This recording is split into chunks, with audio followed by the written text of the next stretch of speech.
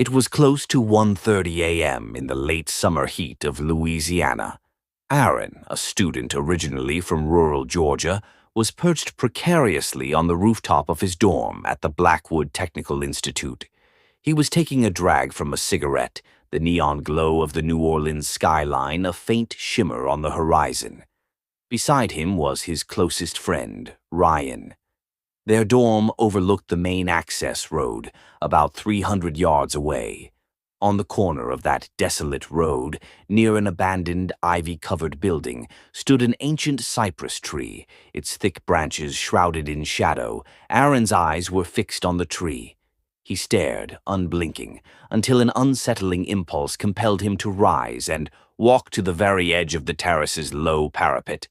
Ryan, catching the unnatural stillness in Aaron's posture, watched in growing horror as Aaron teetered on the brink. Reacting purely on instinct, Ryan lunged forward, grabbing Aaron's t-shirt from behind and yanking him back. "What the hell, man? You trying to jump?" Ryan's voice was a strained whisper. The sudden jolt shattered the trance. Aaron gasped, as if waking from a deep, cold sleep. A wave of vertigo hit him. I thought I was falling," he mumbled, clutching his chest. After a few ragged breaths, he turned, his eyes immediately seeking the dark shape of the tree. "Dude, look at that tree," Aaron said, his voice shaking. "Doesn't it feel wrong?" Ryan squinted into the gloom. "Relax, man. It's midnight. There's no street lamp hitting it right. It's just a big, creepy tree. Lay off the caffeine." Aaron tried to convince himself Ryan was right, that his mind was playing tricks in the dark, but the feeling of dread remained, a cold, hard knot in his stomach. They had no idea this was just the beginning of a terrifying chapter. The year was 2011. Aaron had just graduated high school in Atlanta, Georgia. Undecided on his career path, and after consulting with family, he settled on pursuing a degree in electromechanical technology. He applied to various community and technical colleges across the South, receiving acceptance letters from institutions in Florida, Texas, and Louisiana. His first choice was a prestigious college in Miami. But his high school grades weren't good enough for the competitive programs, and the high cost of living proved prohibitive. Disappointed, Aaron returned home. He briefly considered taking a gap year, but his parents, his father, a strict corrections officer, insisted he not waste time. "Get the degree, then figure it out," his father had urged. A few weeks later, he received a call from the Blackwood Technical Institute near Baton Rouge, Louisiana. They offered him the exact program he wanted, guaranteed his enrollment, and promised an easy transfer process. Aaron was ecstatic. His father was busy with work and told Aaron to handle the move himself. In late May, Aaron took a Greyhound bus to Louisiana for orientation. On the long ride, he befriended 3 other incoming students: Sam, a laid-back kid from Mississippi; David, a boisterous Texan; and Ryan, the thoughtful, quiet student from North Carolina he would later befriend. They arrived in Baton Rouge, then took a shuttle to the campus area, about 2 miles before their destination. They passed a striking, defunct structure, an imposing Gothic-style building with boarded-up windows and an air of complete desolation. A faded sign identified it as the St. Jude School of Nursing. Aaron shivered, an inexplicable sense of foreboding washing over him, but he quickly dismissed it, caught up in the excitement of new friendships.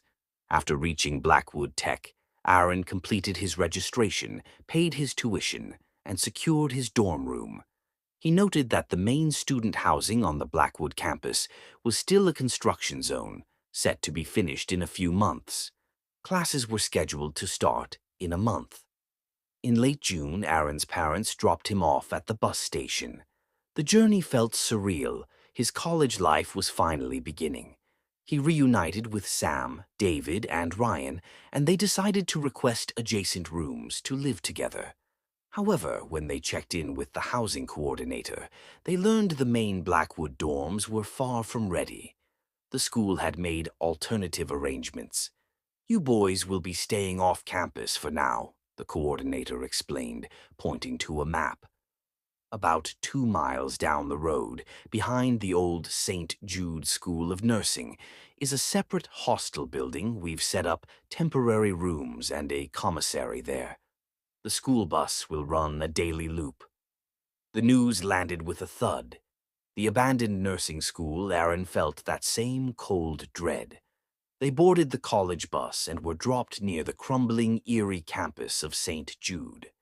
The nursing school building itself was right on the main road, but their hostel, a 3-story concrete block structure, was located 350 yards behind it, accessible by a long, overgrown driveway.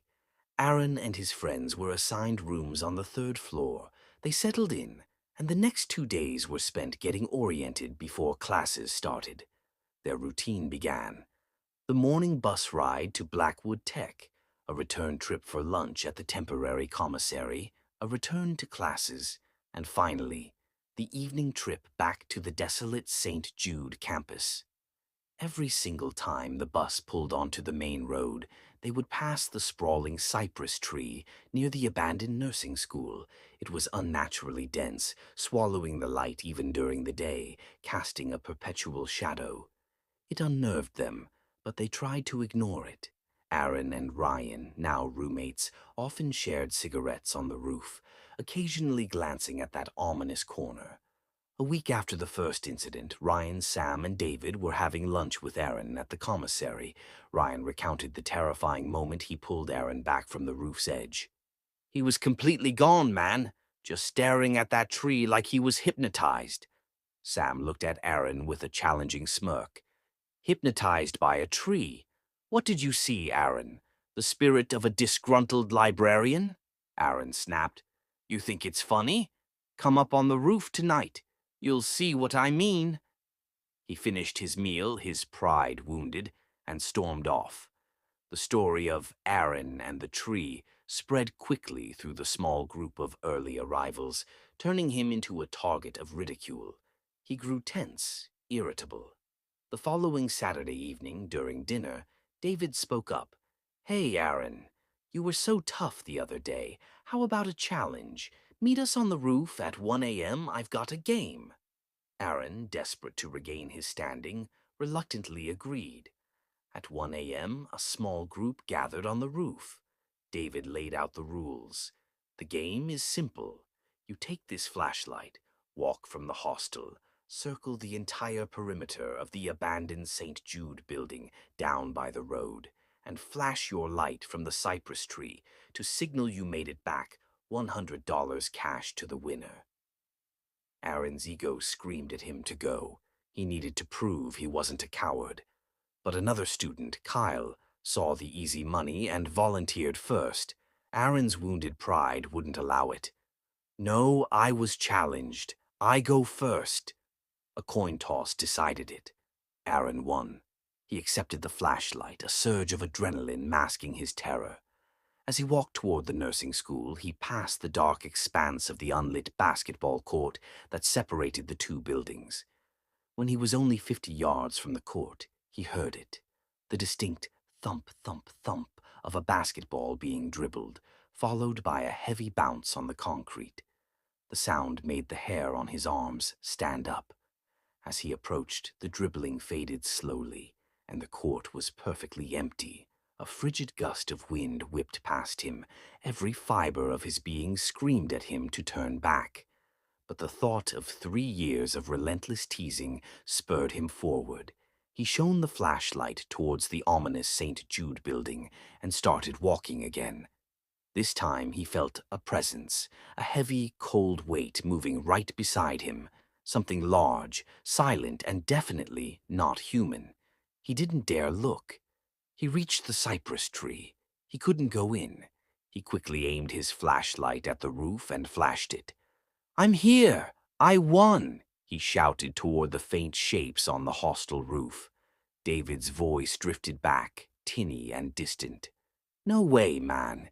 You gotta circle the whole building first. Show the light from the other side." His reputation destroyed if he failed, Aaron was forced to enter the gate of the old St. Jude School of Nursing. As he stepped into the courtyard, his flashlight beam swept across the ground floor rooms. He noticed 3 or 4 doors in a row, each marked with a large, crudely painted red X, or a symbol he didn't recognize. The sight only intensified his fear. He moved cautiously. From the 3rd room in the line, a nauseating stench of decay and something chemical assaulted him. Mixed with the odor was a sound, a faint, despairing shriek, like someone in agony pleading for release. Aaron froze. He couldn't breathe. He immediately turned and bolted, running blindly back toward the college gate. Just as he cleared the building, he glanced up at the massive cypress tree. Perched on one of the thick, low branches was a woman. Her dress was an unnatural shimmering white in his flashlight beam. Her face was obscured by long, matted black hair. Aaron was paralyzed for a horrifying 2 or 3 seconds. Then the woman shifted. Her legs moved, not in a swing, but in a slow, unnatural slide. Her feet seemed to dangle impossibly long just above the ground. Panic took hold. He scrambled away from the tree. He had only taken 5 or 7 steps when an unseen force grabbed his ankles from behind. He thrashed, trying to break free, but the grip was like iron. In his terror, an old memory surfaced, and he started chanting the Lord's Prayer loudly.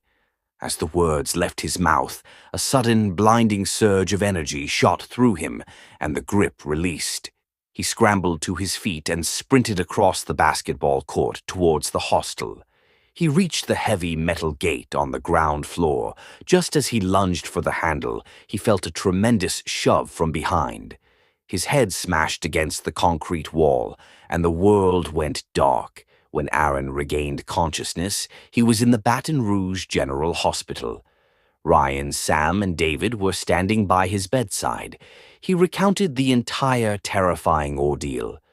The 4 friends made an immediate decision. They would not return to the hostel. They checked out of the temporary housing the next morning, found a short-term rental apartment nearby, and stayed there until the main Blackwood dorms were completed. A month after they moved into the new Blackwood dorms, Aaron and Ryan were driving past the old St. Jude site. They stopped at a small, dilapidated roadside BBQ stand across the street. Aaron told the owner, an old man named Clem, the entire story, detailing the terrifying events of that night. Clem listened quietly, his face grim. When Aaron finished, Clem leaned in, his voice a low, gravelly whisper. "Son, you boys were staying at a very bad place. That St. Jude School of Nursing. It closed down a few years ago because of something awful." Clem explained the dark secret. A female student, a young woman named Maria, was the victim of a brutal assault by a group of senior male students on the campus grounds. Unable to face her family, she confided in a roommate before taking her own life the next morning. Her spirit, enraged and trapped, had been haunting the campus ever since. 2 janitors and a security guard who saw her later went mad, and the mounting terror forced the administration to shut the whole college down. Clem's eyes drifted to the small cross pendant Aaron wore around his neck. "That right there," Clem said, pointing to the jewelry. "That's what saved you, boy. Otherwise, you wouldn't have made it back alive."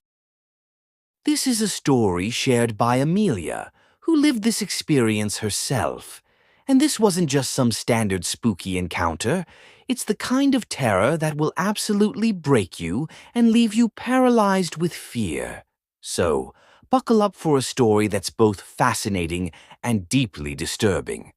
Every house has a history, and every locked door holds secrets. When those long-sealed doors suddenly swing open after years, what escapes isn't just a draft of air. It's a collection of tales that can shatter your soul. Amelia was a hard-working young graphic designer, constantly on the move for her career. She'd lived in Seattle, then Chicago, then back to the West Coast in San Diego, and now she was shifting again. This time, her job landed her just outside New York City, in the New Jersey suburbs. She was an extrovert who loved exploring new cultures and places, using every job change as a chance to see a new part of the country. She found a flat in a development, a mid-rise apartment building that wasn't brand new, but still hadn't sold all its units. It was the kind of building that was half finished, half still under construction. Not new, but not old either. Amelia moved into Unit 302. Right across the hall was Unit 303. She figured someone lived there, as a large clay pot full of water sat by the door. In such a big, sparsely populated building, she was glad to have a neighbor. Being isolated in a massive complex can feel really strange, so she was happy to have company across the hall. A day or two after her big move, Amelia was unpacking and decided she needed a cup of tea. She realized she was out of ginger. A little light bulb went off in her head. Why not ask the neighbor in 303? It wasn't really about the ginger. Amelia was an extrovert who was quick to make friends and wanted to meet people in her new building. She needed local friends, people to tell her where the best coffee shops were, where to explore. A neighbor seemed like the perfect start. She walked over and rang the bell at 303. She rang it for a good 5 minutes, but there was no response. Amelia thought maybe the resident was at work and would be back later. But she's not the type to give up easily. She kneeled down and peered through the small gap at the bottom of the door. She saw a shadow. There was definitely someone inside, but they were intentionally ignoring the bell. The bell worked. She could hear it ringing inside, confused and a little rejected. She'd hoped to make a friend. She headed back to her apartment. Just as she closed her door, she heard the creak of the door across the hall opening. They finally opened the door, she thought. They probably feel bad I was ringing for so long. She quickly opened her own door to rush back over, but the hallway was empty. The door to 303 was wide open, but there was nobody there. Amelia stood outside, waiting. Surely someone would appear. But the apartment was pitch black inside, no lights on, no blinds pulled open. Just darkness. She stood for a minute or two, calling out, "Hello? Anyone home?" Silence. Amelia felt a surge of unease. It could be that the person left quickly and was coming back. But she knew deep down the door hadn't been opened for her. Whoever did it must have opened it for their own reasons and left. Feeling dejected, she went back inside, closed her door, and sighed. 2 days in, and she was already feeling rejected. She brewed her tea, gingerless, and sat down. She spent the evening exploring local takeout menus and watching TV, since her job wasn't starting for another week. Around 11:30 p.m., maybe midnight, the noise started up again from Unit 303. It sounded like a midnight spiritual revival, a full-on worship service. Drums were pounding, flutes were playing, and women's voices were singing in harmony, like a very intense prayer circle or choir. This was bizarre. It wasn't a holiday, and it was the middle of the night. Amelia tried to sleep, but the sound was too strong. In an apartment building, sound travels in strange ways. If you tap a wall in your unit, the neighbor below you thinks the sound is right in their room.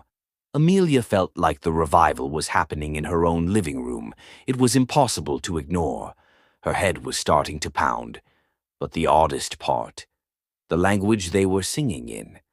Amelia had lived all over the U.S., from the Pacific Northwest to the Midwest to the East Coast, and had traveled widely. She might not speak every language, but she could usually identify one: Spanish, Mandarin, Russian, etc. But this was a language she had never heard before. It was unlike anything she'd encountered. Finally, at her breaking point, she decided to confront them. She needed them to at least turn it down. She walked across the hall to 303. To her surprise, the door wasn't fully closed. It was ajar. She rang the bell, but as before, no one answered. Forget it, she thought, and slowly pushed the door open. As soon as she stepped inside, the music stopped. Total silence. The apartment was a 3-bedroom unit. She entered the living room, which had a bedroom to the left and 2 more rooms down the hall. All the lights were on, but the doors to the other rooms were closed. Did they know I came in? Are they hiding? Then a new sound cut through the silence, a faint clanking and thudding.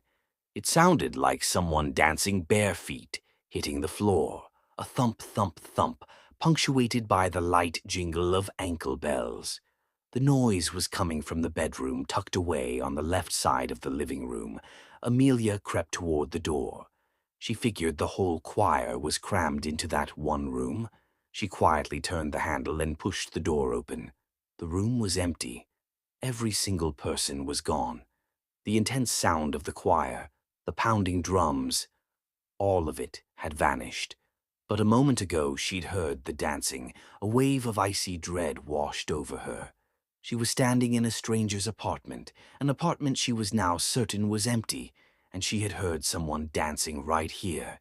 As Amelia turned to flee, the sound returned, the jingle of the ankle bells, the thump, thump, thump of feet. But this time it was coming from the living room. She froze. She had to cross the living room to get out. With slow, shaking steps, she crept out of the bedroom.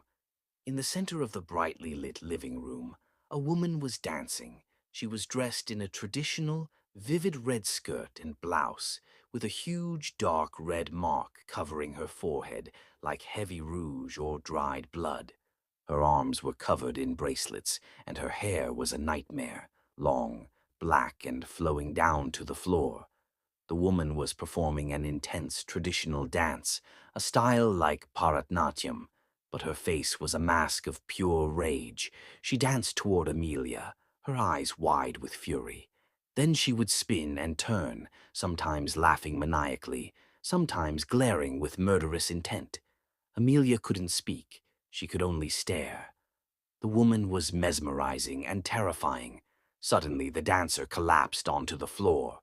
Amelia hesitated, a sliver of concern fighting through her terror. "Ma'am, are you okay? Did you fall?" The woman's head snapped up. Her eyes were pure white. Her lips, which had been painted red, were now a grotesque black. Her long hair fell around her face, obscuring her features. But through the gaps, Amelia saw the black lips twist into a horrific wide smile. Amelia screamed. She bolted out of the apartment, slamming the door shut behind her, and ran down the hallway, yelling for help. The building's night security guards heard her screams and ran to her aid.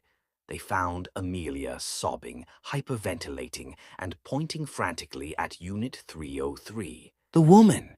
She's crazy! She's in there! She was dancing and then she fell. She looked like a ghost. She's going to hurt herself or someone else. Go check on her." The guards calmed her down, gave her water, and waited for her to compose herself. "Ma'am," one of the older guards said quietly, "there's no one in Unit 303. Amelia went completely silent. "What are you talking about? I just saw her. She was dancing." "Ma'am, that apartment has been vacant for years," the guard insisted. "No one has lived there for a very long time." Amelia was reeling. Were they saying she was crazy? That it was a hallucination? She saw it in their eyes and their silence. They were hiding something. "You're holding back," she said, her voice shaking. "Tell me the truth, right now. I'm new here. If I get hurt, the liability is on you. If you don't tell me, I'm going to put this whole story on social media. Every detail about this building and that unit. Tell me what's going on." One of the older guards finally relented. He was a kindly, weary man who couldn't stomach the cover-up. "What you saw, it's real, ma'am. That apartment was once home to a young woman who was a passionate dancer. Her dream was to be a professional, to compete, to perform. But her family, they were very conservative. They wanted her to settle down, get married, be a wife. She refused every suitor because she only cared about her dancing. They would scream at her, tell her she was wasting her life and a burden on them. When she was happy, she danced. When she was sad, she danced to express her grief. Her whole life was that dance. And then, one day she died in that apartment. No one knows the exact reason. Some said it was a heart attack from dancing too intensely. Others said she took her own life out of despair because her dreams were crushed and her family was so cruel. There was never any proof. Her family moved out shortly after and never came back. But ever since then, people hear her. They hear the music, the singing, the drums, and the dancing. The people who lived in the unit below, 203, they moved out because they were constantly hearing the thump, thump, thump of her feet above them, just like they did when she was alive. That's why this building is mostly empty. People buy units and move out when the haunting starts.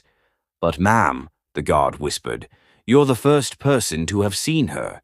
We only ever put the jar of blessed water by the door, thinking it might keep the spirit calm, but it hasn't worked. We can't do anything else. It's not our property. And her family won't answer our calls or emails to let us bring in a priest or a medium. They want nothing to do with it. The guard looked at her with genuine pity. Take our advice, ma'am. You saw her. You won't be able to stay. You need to move out.